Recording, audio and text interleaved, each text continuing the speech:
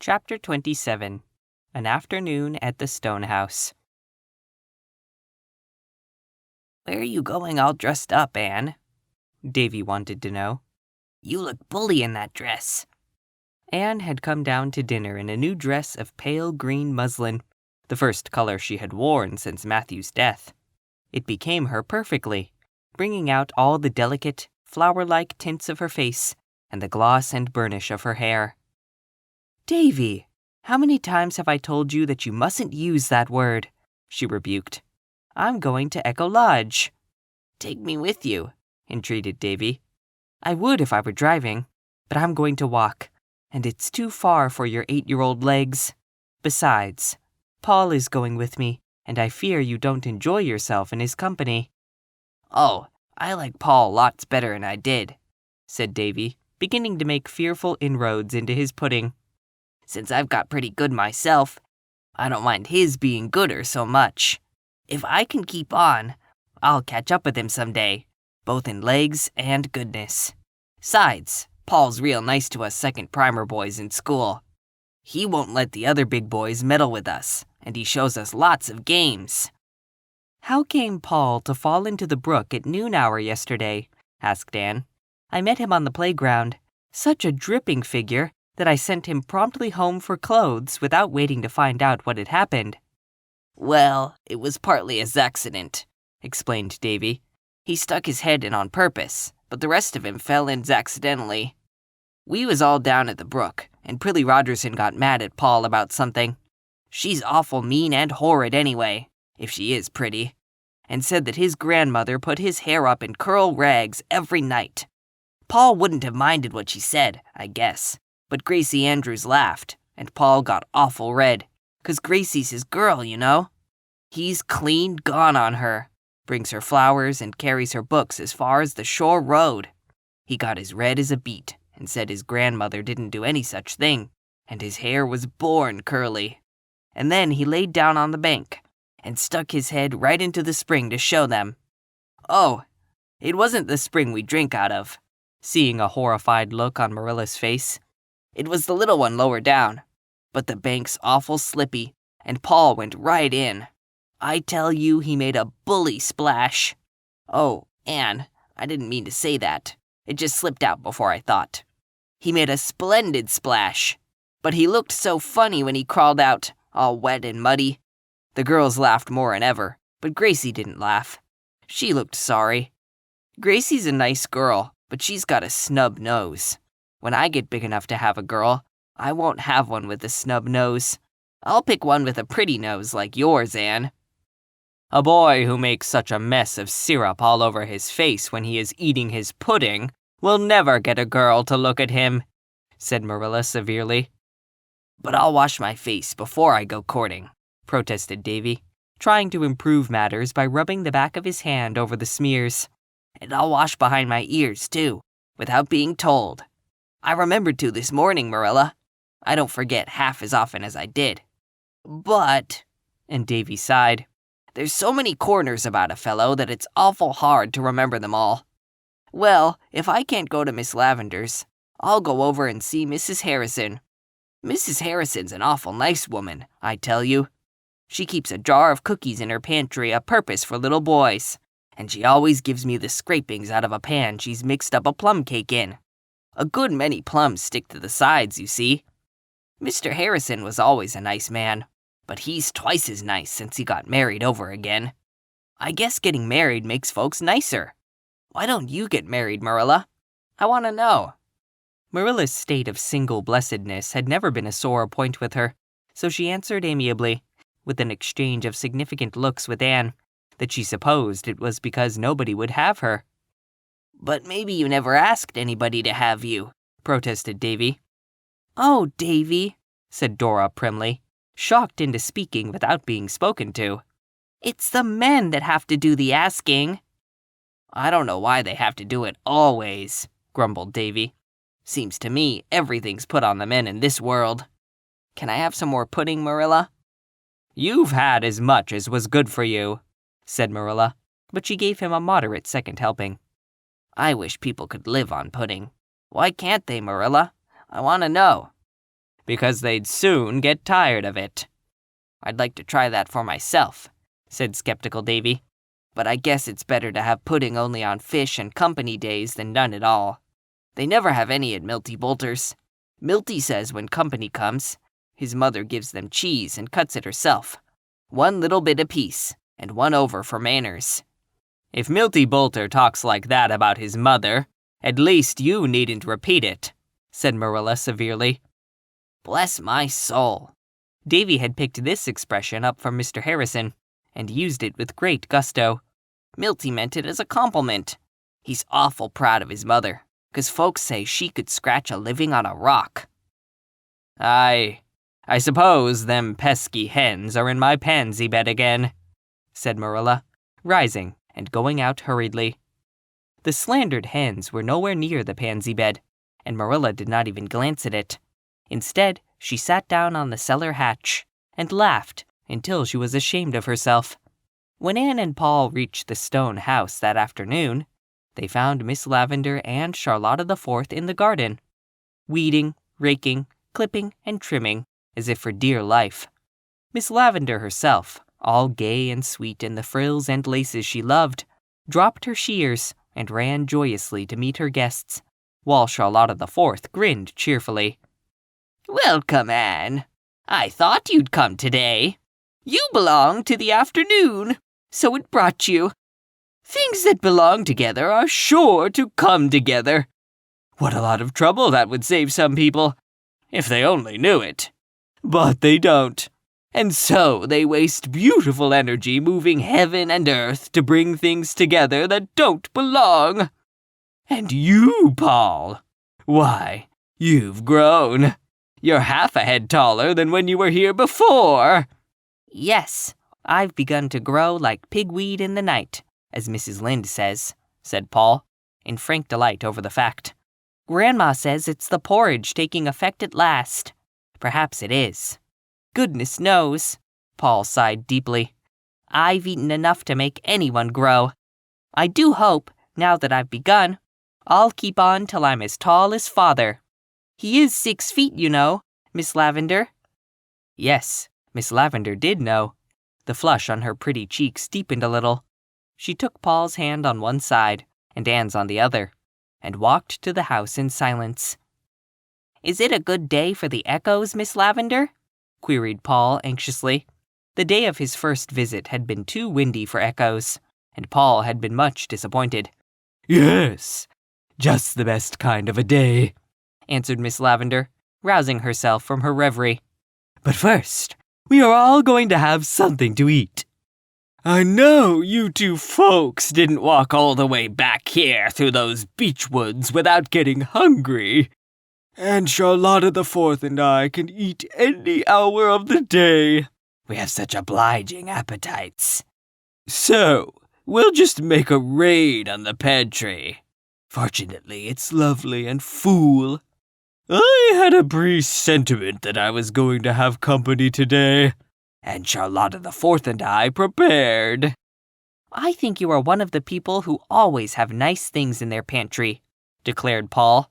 "Grandma's like that too, but she doesn't approve of snacks between meals.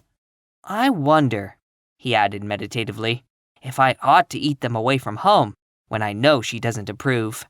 "Oh, I don't think she would disapprove after you have had a long walk.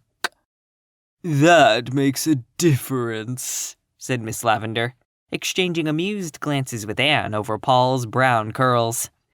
"I suppose that snacks are extremely unwholesome. That is why we have them so often at Echo Lodge. We, Charlotta the Fourth and I, live in defiance of every known law of diet.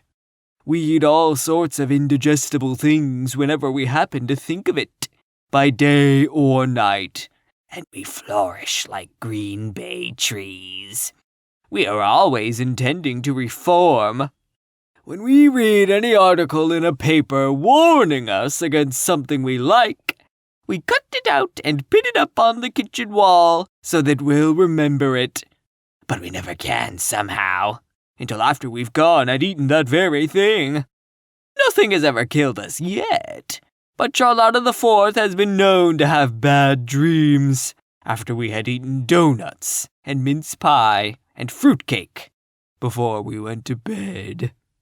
Grandma lets me have a glass of milk and a slice of bread and butter before I go to bed, and on Sunday nights, she puts jam on the bread, said Paul. So I'm always glad when it's Sunday night, for more reasons than one. Sunday is a very long day on the shore road. Grandma says it's all too short for her, and that Father never found Sundays tiresome when he was a little boy. It wouldn't seem so long if I could talk to my rock people, but I never do that, because Grandma doesn't approve of it on Sundays. I think a good deal, but I'm afraid my thoughts are worldly. Grandma says we should never think anything but religious thoughts on Sundays. But teacher here said once that every really beautiful thought was religious, no matter what it was about, or what day we thought it on. But I feel sure Grandma thinks that sermons and Sunday school lessons are the only things you can think truly religious thoughts about. And when it comes to a difference of opinion between Grandma and teacher, I don't know what to do. In my heart, Paul laid his hand on his breast and raised very serious blue eyes to Miss Lavendar's immediately sympathetic face. I agree with teacher.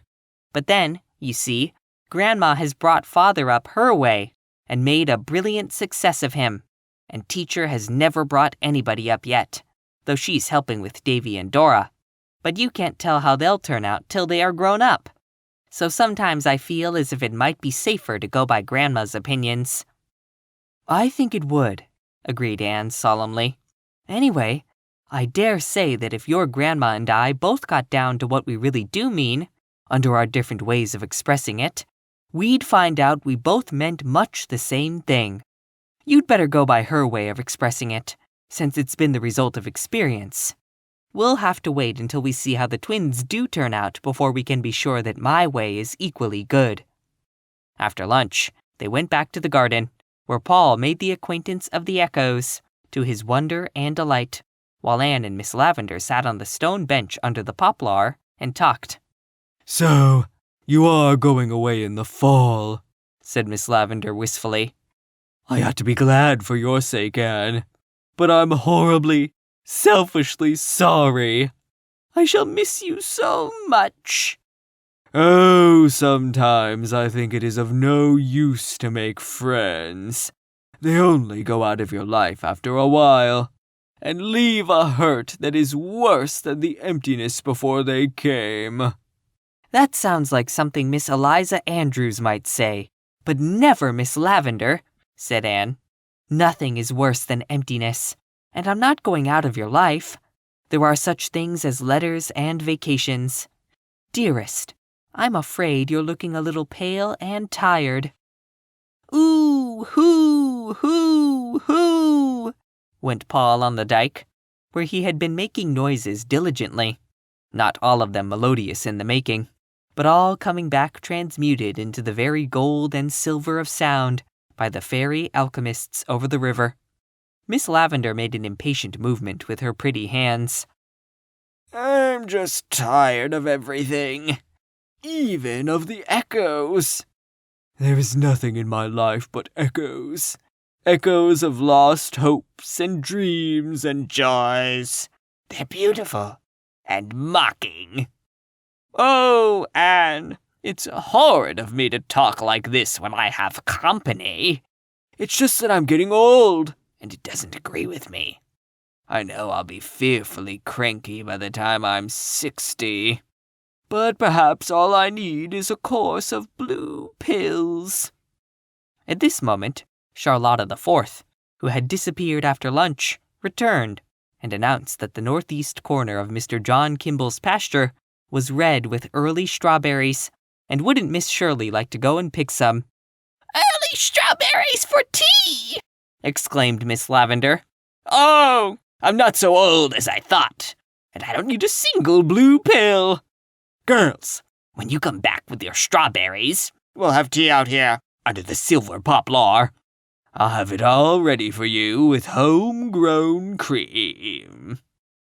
Anne and Charlotta the Fourth accordingly betook themselves back to Mr. Kimball's pasture, a green, remote place where the air was as soft as velvet, and fragrant as a bed of violets, and golden as amber.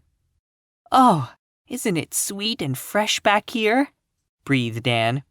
"I just feel as if I were drinking in the sunshine." "Yes, ma'am, so do I. That's just exactly how I feel too, ma'am," agreed Charlotta the Fourth, who would have said precisely the same thing if Anne had remarked that she felt like a pelican of the wilderness. Always after Anne had visited Echo Lodge, Charlotta the Fourth mounted to her little room over the kitchen and tried before her looking-glass to speak and look and move like Anne. Charlotta could never flatter herself that she quite succeeded, but practice makes perfect, as Charlotta had learned at school, and she fondly hoped that in time she might catch the trick of that dainty uplift of chin, that quick, starry outflashing of eyes, that fashion of walking as if you were a bough swaying in the wind. It seemed so easy when you watched Anne. Charlotta the Fourth admired Anne wholeheartedly. It was not that she thought her so very handsome. Diana Barry's beauty of crimson cheek and black curls was much more to Charlotta the Fourth's taste than Anne's moonshine charm of luminous gray eyes and the pale, ever-changing roses of her cheeks. "But I'd rather look like you than be pretty," she told Anne sincerely. Anne laughed, sipped the honey from the tribute, and cast away the sting. She was used to taking her compliments mixed. Public opinion never agreed on Anne's looks. People who had heard her called handsome met her, and were disappointed. People who had heard her called plain saw her, and wondered where other people's eyes were. Anne herself would never believe that she had any claim to beauty. When she looked in the glass, all she saw was a little pale face, with 7 freckles on the nose thereof. Her mirror never revealed to her the elusive, ever-varying play of feeling that came and went over her features like a rosy, illuminating flame, or the charm of dream and laughter, alternating in her big eyes. While Anne was not beautiful in any strictly defined sense of the word, she possessed a certain evasive charm and distinction of appearance that left beholders with a pleasurable sense of satisfaction in that softly rounded girlhood of hers, with all its strongly felt potentialities. Those who knew Anne best felt, without realizing that they felt it, that her greatest attraction was the aura of possibility surrounding her, the power of future development that was in her. She seemed to walk in an atmosphere of things about to happen. As they picked, Charlotta the Fourth confided to Anne her fears regarding Miss Lavendar. The warm-hearted little handmaiden was honestly worried over her adored mistress's condition. "Miss Lavendar isn't well, Miss Shirley, ma'am. I'm sure she isn't, though she never complains. She hasn't seemed like herself this long while, ma'am. Not since that day you and Paul were here together before. I feel sure she caught cold that night, ma'am. After you and him had gone, she went out and walked in the garden for long after dark, with nothing but a little shawl on her. There was a lot of snow on the walks, and I feel sure she got a chill, ma'am. Ever since then, I've noticed her acting tired and lonesome-like. She don't seem to take an interest in anything, ma'am. She never pretends company's coming, nor fixes up for it, nor nothing, ma'am. It's only when you come she seems to chirk up a bit. And the worst sign of all, Miss Shirley, ma'am," Charlotta the Fourth lowered her voice, as if she were about to tell some exceedingly weird and awful symptom indeed, "is that she never gets cross now when I breaks things. Why, Miss Shirley, ma'am, yesterday I broke her green and yaller bowl that's always stood on the bookcase. Her grandmother brought it out from England, and Miss Lavendar was awful choice of it. I was dusting it just as careful, Miss Shirley, ma'am, and it slipped out, so fashioned, afore I could grab hold of it, and broke into about 40 million pieces. I tell you I was sorry and scared. I thought Miss Lavendar would scold me awful, ma'am, and I'd ruther she had than take it the way she did. She just come in and hardly looked at it, and said, 'It's no matter, Charlotta. Take up the pieces and throw them away.' Just like that, Miss Shirley, ma'am. Take up the pieces and throw them away. As if it wasn't her grandmother's bowl from England. Oh, she isn't well, and I feel awful bad about it. She's got nobody to look after her but me." Charlotta the Fourth's eyes brimmed up with tears. Anne patted the little brown paw holding the cracked pink cup sympathetically.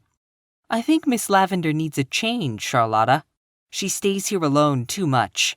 Can't we induce her to go away for a little trip?" Charlotta shook her head, with its rampant bows, disconsolately. "I don't think so, Miss Shirley, ma'am. Miss Lavendar hates visiting. She's only got 3 relations she ever visits, and she says she just goes to see them as a family duty. Last time when she come home, she said she wasn't going to visit for family duty no more. 'I've come home in love with loneliness, Charlotta,' she says to me, 'and I never want to stray from my own vine and fig tree again. My relations try so hard to make an old lady of me, and it has a bad effect on me.' Just like that, Miss Shirley, ma'am. It has a very bad effect on me. So I don't think it would do any good to coax her to go visiting." "We must see what can be done," said Anne decidedly, as she put the last possible berry in her pink cup. "Just as soon as I have my vacation, I'll come through and spend a whole week with you. We'll have a picnic every day and pretend all sorts of interesting things and see if we can't cheer Miss Lavendar up." "That will be the very thing, Miss Shirley, ma'am," exclaimed Charlotta the Fourth in rapture. She was glad for Miss Lavendar's sake, and for her own, too. With a whole week in which to study Anne constantly, she would surely be able to learn how to move and behave like her. When the girls got back to Echo Lodge, they found that Miss Lavendar and Paul had carried the little square table out of the kitchen to the garden, and had everything ready for tea. Nothing ever tasted so delicious as those strawberries and cream, eaten under a great blue sky, all curdled over with fluffy little white clouds, and in the long shadows of the wood, with its lispings and its murmurings. After tea, Anne helped Charlotta wash the dishes in the kitchen, while Miss Lavendar sat on the stone bench with Paul and heard all about his rock people. She was a good listener, this sweet Miss Lavendar, but just at the last, it struck Paul that she had suddenly lost interest in the twin sailors. "Miss Lavendar, why do you look at me like that?" he asked gravely. How do I look, Paul? "Just as if you were looking through me at somebody I put you in mind of," said Paul, who had such occasional flashes of uncanny insight that it wasn't quite safe to have secrets when he was about. You do put me in mind of somebody I knew long ago, said Miss Lavendar dreamily. "When you were young?" "Yes, when I was young. Do I seem very old to you, Paul?" "Do you know, I can't make up my mind about that," said Paul confidentially. "Your hair looks old. I never knew a young person with white hair. But your eyes are as young as my beautiful teacher's when you laugh. I tell you what, Miss Lavendar." Paul's voice and face were as solemn as a judge's. "I think you would make a splendid mother. You have just the right look in your eyes. The look my little mother always had. I think it's a pity you haven't any boys of your own." I have a little dream boy, Paul. "Oh, have you really? How old is he?"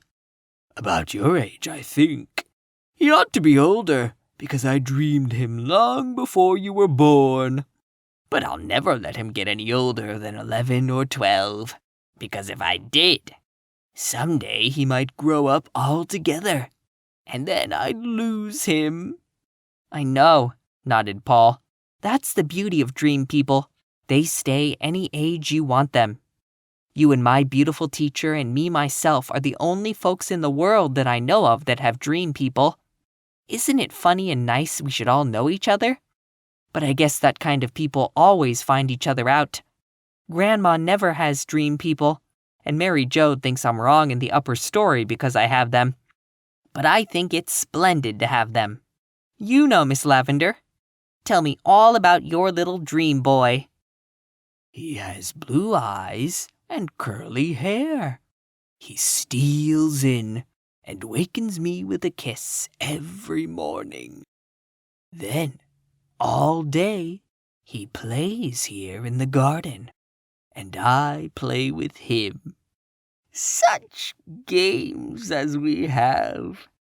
We run races and talk with the echoes, and I tell him stories. And when twilight comes... I know. interrupted Paul eagerly. He comes and sits beside you. So, because of course at 12 he'd be too big to climb into your lap, and lays his head on your shoulder. So, and you put your arms about him and hold him tight, tight, and rest your cheek on his head. Yes, that's the very way. Oh, you do know, Miss Lavendar. Anne found the two of them there when she came out of the stone house, and something in Miss Lavendar's face made her hate to disturb them. I'm afraid we must go, Paul, if we want to get home before dark. Miss Lavendar, I'm going to invite myself to Echo Lodge for a whole week pretty soon. If you come for a week, I'll keep you for 2, threatened Miss Lavendar.